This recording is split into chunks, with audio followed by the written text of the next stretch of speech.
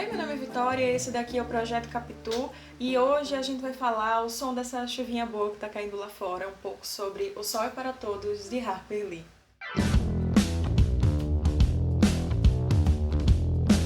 Antes de começar, eu queria convidar você que de repente caiu aqui de paraquedas a se inscrever no canal e ativar o sininho das notificações, porque assim você fica sempre sabendo toda vez que eu postar vídeo novo por aqui. Agora chega de enrolação e vamos pro vídeo.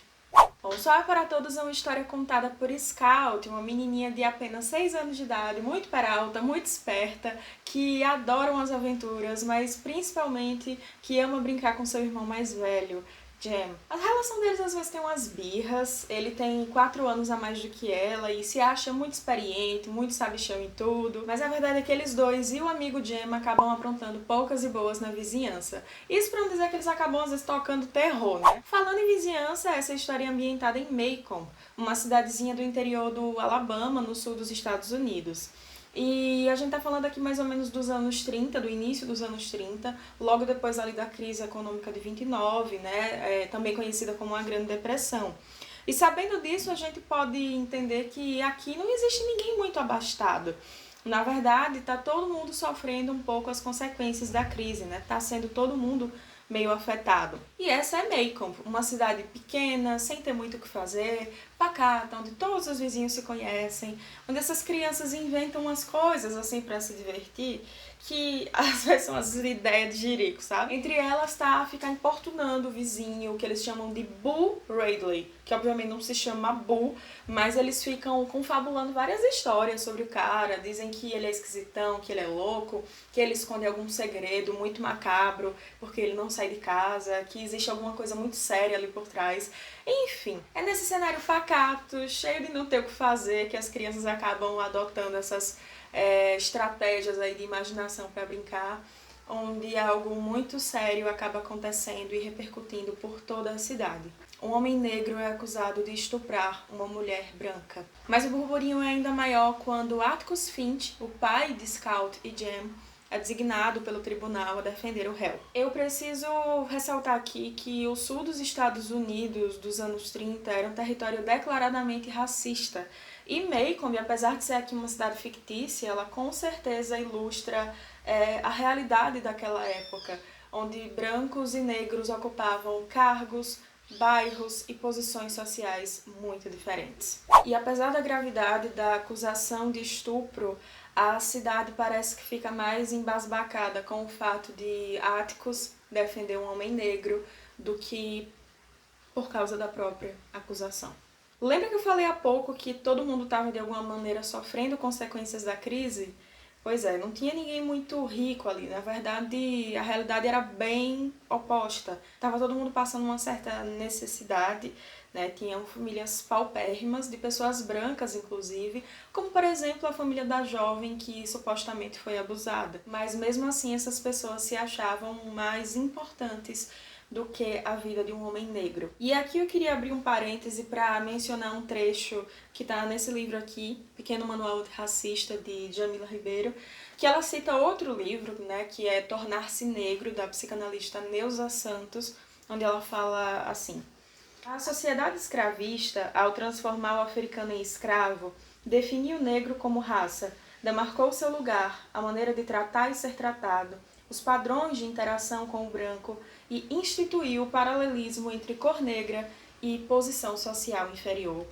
E está escrachado aqui, sabe? Porque apesar de ser a narrativa de uma menininha de 6 anos, é justamente porque é sob a ótica infantil que não tem nenhum filtro. Scout pergunta, questiona, ela quer entender por que as coisas são do jeito que são, por que as pessoas, né, estão agindo dessa maneira, por que ela tem que ser uma lady, né, quando a tia dela quer que ela fique lá no chá com as senhoras da vizinhança, quando na verdade ela só quer botar o macacão dela e brincar, ser criança. Mas principalmente ela não entende por que os adultos agem da maneira como agem. Tem um trecho no livro quando as pessoas começam a provocar Jem, Scout, na escola, na vizinhança, por causa da situação social do pai agora. E ela vai defender o pai, ela acaba, né, querendo gritar, quer até bater em um colega da escola. E quando isso é levado para casa, Atticus vai falar com ela, tentando acalmar, né? E ele fala assim: Scout, quando chegar o verão, você vai precisar ter calma diante de coisas piores. Sei que não é justo com você e com Jem, mas às vezes temos que encarar as coisas da melhor maneira possível e saber como nos comportar quando as coisas vão mal. Bom, só posso dizer que quando vocês crescerem, talvez se lembrem disso com alguma compaixão e percebam que não os decepcionei. O caso de Tom Robinson é algo que concerne ao âmago da consciência humana. Scout, eu não poderia ir à igreja e louvar a Deus se não tentasse ajudar esse homem. E foi nesse trecho, e no trecho do discurso do julgamento, que é mais pra frente, que eu me dei conta que, independente de como fosse o final, essa leitura pra mim já teria valido a pena. Olha, eu confesso que no início, nas primeiras páginas, eu não tava botando muita fé no negócio, porque eu comecei a achar a leitura arrastada. Scout ficava falando características das pessoas, da vizinhança, das flores da vizinha tal, de como que ela brincava, com quem brincava, como era a escola, enfim, ela ficava dando muitas características, e apesar de eu ser uma pessoa que adora essa coisa descritiva, eu já tava tipo, gente, pra onde essa menina tá indo?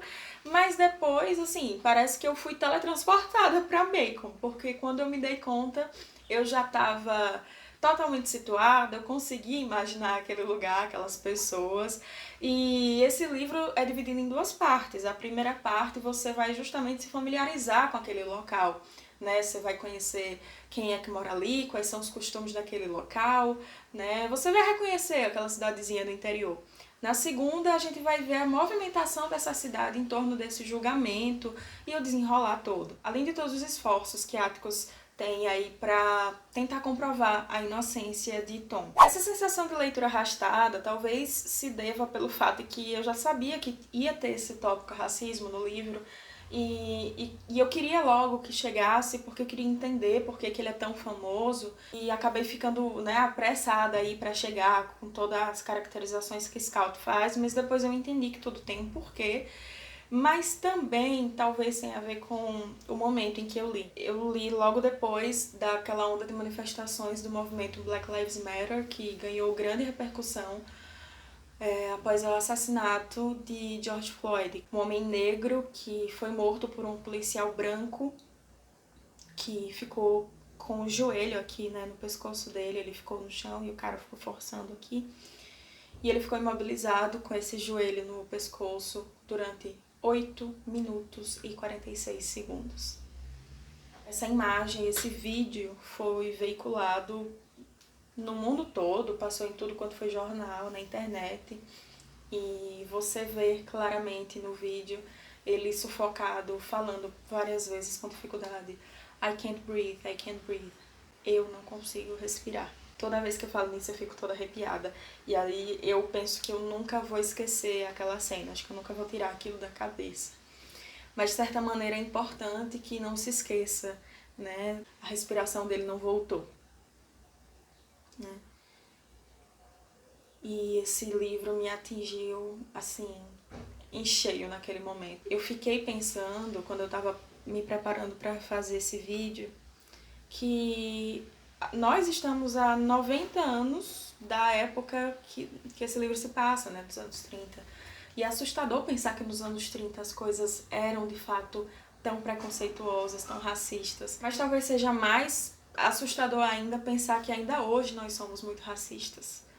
E eu fiquei pensando, né, daqui a 10 anos, 2030, ou seja, 100 anos depois da época aqui desse livro, como é que a gente vai estar? Porque a gente ainda tem muito, mas muito mesmo pra fazer, né, pra caminhar aí, pra tentar mudar essa realidade. Inclusive, no meio do ano, houve muita movimentação na internet de pessoas indicando autores negros, produtores de conteúdo negros, e eu acho que isso precisa continuar, né, sempre, o tempo todo. Esse mês, inclusive, que é o mês onde nós temos o Dia da Consciência Negra, tem alguns perfis no Instagram mesmo que estão se dedicando em fazer esse tipo de indicação.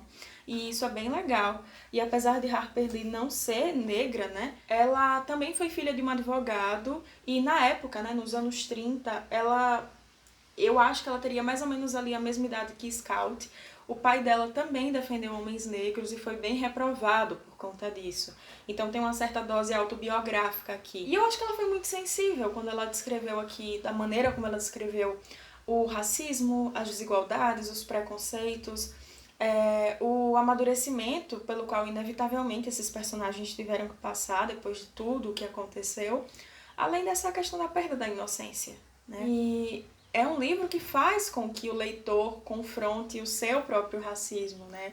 Que olhe aquilo de frente e diga, opa, essa coisa aqui é estrutural e eu faço parte disso. O que é que eu posso fazer para mudar essa realidade? E para vocês terem noção, ele foi publicado em 1960 e já é considerado um clássico da literatura moderna. É leitura obrigatória em muitas escolas dos Estados Unidos. Em 61 ele ganhou um prêmio Pulitzer de literatura. 2 anos depois ele ganhou um filme com o mesmo título e dentre as várias nomeações ele ganhou um Oscar por melhor roteiro adaptado. Na nossa edição brasileira a gente tem um certo probleminha na tradução do título porque O Sol é para Todos passa uma mensagem de esperança, né? E não é bem isso que é a coisa aqui não. Se algum desavisado pega esse livro sem ler nem a sinopse, acaba se surpreendendo bastante com a leitura. Na verdade, o título original, tem até pequenininho aqui escrito, é To Kill a Mockingbird. A Mockingbird é tipo um pássaro que só existe nos Estados Unidos, não tem nenhum equivalente para eu comparar aqui. Em alguns momentos, eu acho que até aparece aqui alguma coisa, eles chamam de cotovia, mas o tradutor tem uma nota explicando que, assim, foi só um pássaro que ele colocou, meio que o mais próximo para exemplificar, mas que Mockingbird só existe nos Estados Unidos. Tem um pássaro aqui, né, nessa edição mais nova, existe uma outra edição da José Olímpio mais antiga que não é com essa capa, e eu achei, pesquisando, um site, acho que era uma página de um blog de um professor explicando alguns títulos de livros e filmes, e ele falava que To Kill a Mockingbird é uma expressão que significa algo como matar a esperança. Né? Se a gente fosse fazer a tradução literal, seria tipo matar um pássaro, matar uma cotovia, mas tem essa expressão. Eu não sei muito bem sobre isso porque eu não tenho tanta expertise aí, expressões idiomáticas, mas faz muito sentido se for esse o significado, né, matar a esperança. Ao longo da leitura você vai percebendo isso. Eu vou deixar o link aqui embaixo no box de descrição para vocês acessarem, né, essa página de onde eu vi essa expressão. Uma tradução mais próxima e em língua portuguesa foi a de Portugal, que foi Não Mate a Cotovia ou Por Favor Não Mate a Cotovia, algo assim. Só no Brasil que teve um título bem longe do original. Mas enfim, independente do título, eu recomendo muito essa leitura. Eu queria muito que meus amigos do direito lessem, sabe? Aqui você não vai aprender com áticos ou advogados sobre jurisdição, doutrina, né? Eu até mencionei isso quando eu falei desse livro lá no Instagram. Mas com essa narrativa desconcertante dessa menininha, a gente vai pensar muito sobre dignidade humana. E eu acho que esse livro cumpriu sua função pra mim porque me atingiu em cheio por diversas vezes. Ele me fez rir muitas vezes porque o diálogo dessas crianças, minha gente, coisa assim que você pensa, obrigada Harper Lee por ter incorporado mesmo esta criança. Esse livro deveria ser mais e mais indicado. Foi uma leitura que eu gostei muito de fazer, que valeu muito a pena.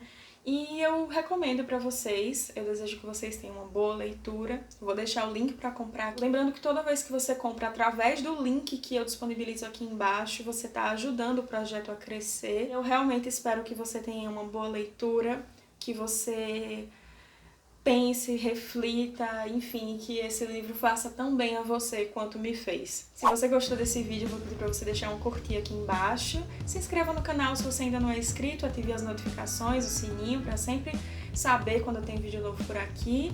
Compartilhe com seus amigos que vocês acham que vão gostar. Voltem aqui depois, comentem o que você achou do livro. Ou se você já leu, o que é que você acha. Vamos conversar um pouquinho. Esse livro aqui tem muito pano pra manga. Siga também o Instagram do projeto, @projeto.capitu. Lá eu tô sempre postando o que é que tem de livro novo, o que é que eu tô lendo, o que é que vai ter por aqui. Sempre aviso quando tem vídeo novo também. Hoje eu vou ficando por aqui, eu vejo vocês na próxima. Um beijo e tchau!